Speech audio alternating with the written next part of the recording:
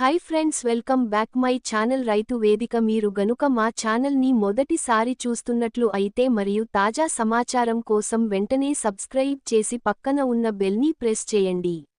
వీడియోని చివరి దాకా చూసి ఏదైనా అభిప్రాయం ఉంటే కమెంట్ సెక్షన్లో కామెంట్ చేయండి, ఖచ్చితంగా రిప్లై ఇస్తాను. తెలంగాణ ప్రభుత్వం పెండింగ్లో ఉన్న రైతు భరోసా పథకంకు నిధులు విడుదల చేయడానికి వేగవంతంగా చర్యలు చేపడుతుంది. ఈ పథకం కింద ఇప్పటి వరకు 4 ఎకరాల లోపు ఉన్న రైతులకు పంట సహాయం అందింది.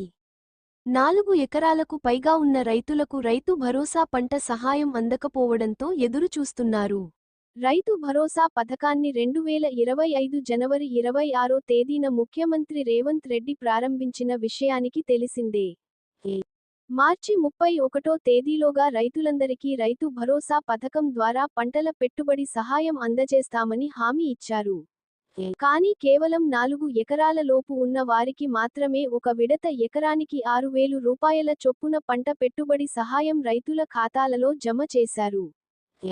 మిగతా రైతులు రైతు భరోసా కోసం ఎదురు చూస్తున్నారు. ఈ నేపథ్యంలో మే 25వ తేదీ తర్వాత 4 ఎకరాలకు పైగా ఉన్న రైతుల ఖాతాలలో డబ్బులు జమ చేయాలని ప్రభుత్వం భావిస్తున్నట్లు తెలుస్తోంది.